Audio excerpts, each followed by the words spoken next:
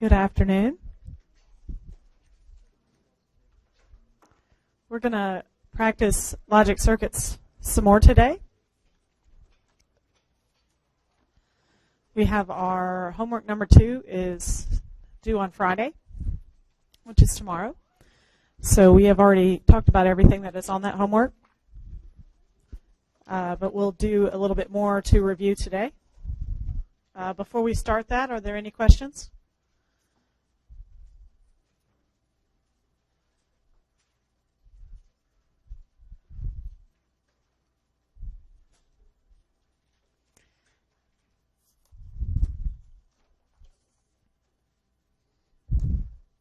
Okay, so we're going to do a practice problem where I'm going to give you some criteria for making a circuit, and then we're going to try to build the truth table, write a logic equation for it, and then build circuits for it. All right, so let's say we have an alarm system.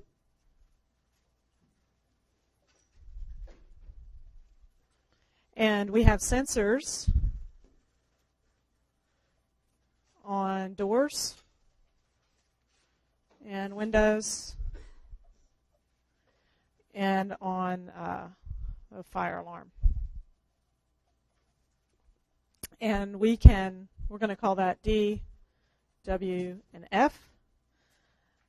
And so if something's open, do you think we should have a 0 or a 1 for the symbol? So if one of these is open or on, so if it's on, we're going to give it a what? A 1. Good. That's what I would choose. Okay? So let's make an output for this. So if one of these is going off, we might want to have 2 different things you do. So let's say we want to build a system that will call your cell phone for some of them, and will call the fire department for other ones. So which one do you want to call your cell phone for? Call your cell phone for any of them?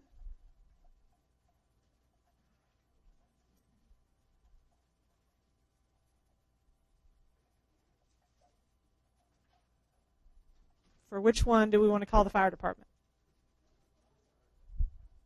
The fire alarm. 1F is true, right? And what if you have a security company? Which ones do you want to call for? Which ones? You're going to have to pay every time they send somebody out. You want to call them if a door's open? Maybe a window? How about doors and windows together?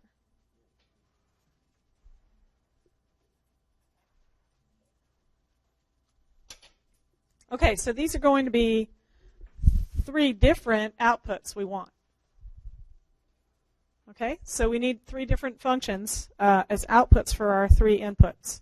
So the first thing we need to do is make a truth table that shows when we need to do each thing. So let's make a truth table with D, W, and F as our inputs. And M is going to be for calling me. And we're going to call FD for calling the fire department. And we're going to call S for calling the security company.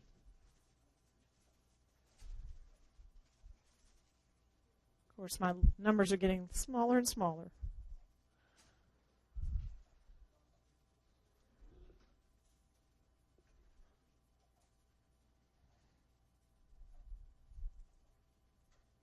Okay, so I want you to fill this out, given the requirements we just wrote,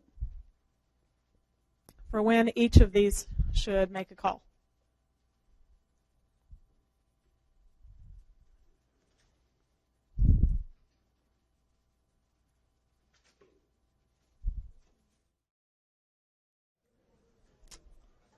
Did anyone get done and disagree with their neighbor about what some of the circuits were, some of the requirements? Okay, several of you are raising your hands, and I get some nodding without raising hands. This is normal for requirements. And this is like one of the simplest things you could possibly do. So imagine any computer program has the same problem, is that all of us read things and we assume different things. If I have written a question on the exam unclearly, I will take all of them as correct answers. And then as you do the consecutive things, that'll be fine. And also if you can, even if I mark it wrong, if you can make a convincing argument that what you have interpreted as should be correct, I will mark it as correct. I have to be convinced, but you always take a chance when you argue about score that something else will get reduced. You know that. Okay, good. Okay, so we want to call our cell phone if anything bad was happening. So it was basically all the time, except for if nothing was going on. All right, we're going to call the fire department only when F was true.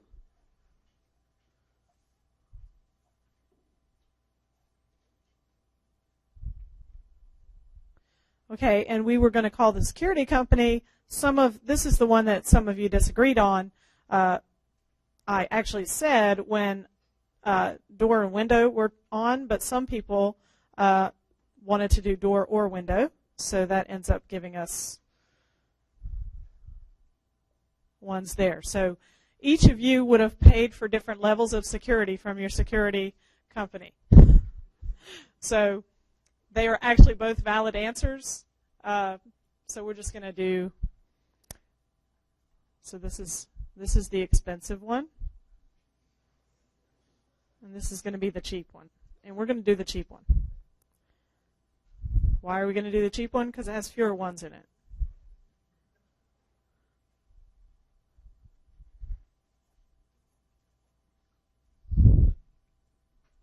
Okay, any questions about that before we start making some circuits?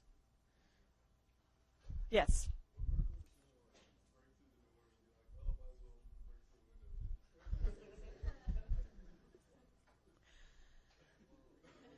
Do you pay for a security company right now?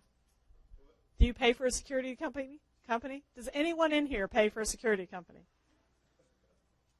Okay, so you wouldn't pay for either one of them, so I guess in your imaginary world that we get maximum when we pay, okay?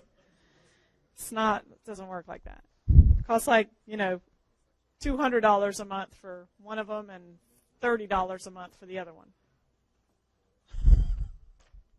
Okay, so we need to build some circuits for these, and we're just going to build the S one because it has two ones. It's going to be a lot easier. M is a pain, right? It's not too much of a pain, but it would be a pain to do in disjunctive normal form, right? So that's the kind of problem I'll give you on the test, is I'll ask you to do it in disjunctive normal form. I'm not going to give you one that has 7 ones in it. Okay, I'll give you one that has 4 probably. So the fire department one, though, is really obvious. Like, I don't actually need to use disjunctive normal form because I can just use F, right? And that's not even circuit. So we're not going to do that one. Let's just do the cheap S. Okay, so for our cheap S, we have to look at the state of the world for each of the rows. So in this case, we have D and W and not F. And in this case, we have D, W, and F.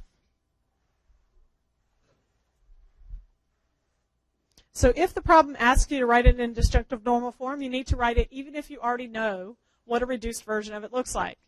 How many of you know what the reduced version of this looks like?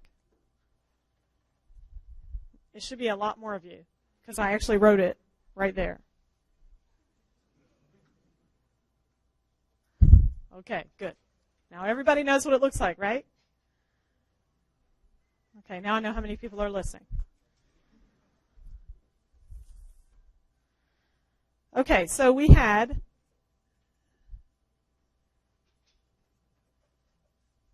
DWF or DW not F. That's our disjunctive normal form. So again, that means disjunctive stands for the main operator between these terms, and the terms are multiplications, which are ands. So now if we want to draw the circuit for this, it's very fast. We make 2 3-input AND gates.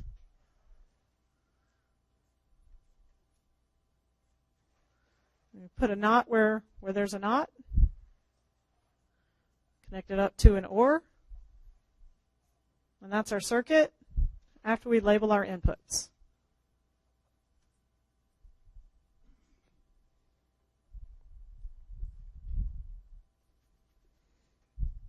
Okay, now the next kind of problem I would do is ask you to make the same circuit, but only with OR gates. So I want you to try that on your paper real quick. Make it only with OR gates. There are two main approaches. One is to remember the secret life of AND gates and draw a little OR gate inside that has all of the inputs what? Negated, and all of the outputs negated. Or you can do De Morgan's on this if you like.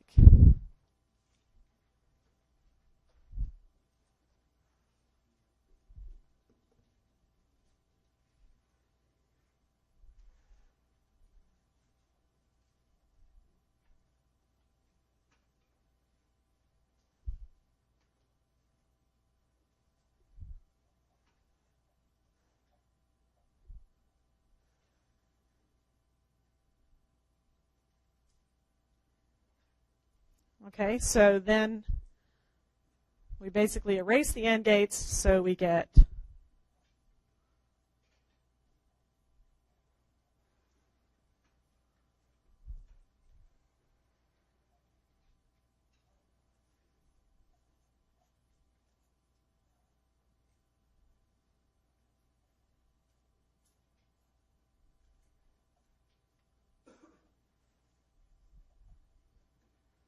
there's our three OR gates.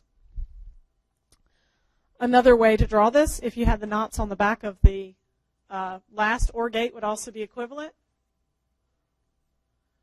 And it would be easy to change this, the original one, into something that was all ANDs, right?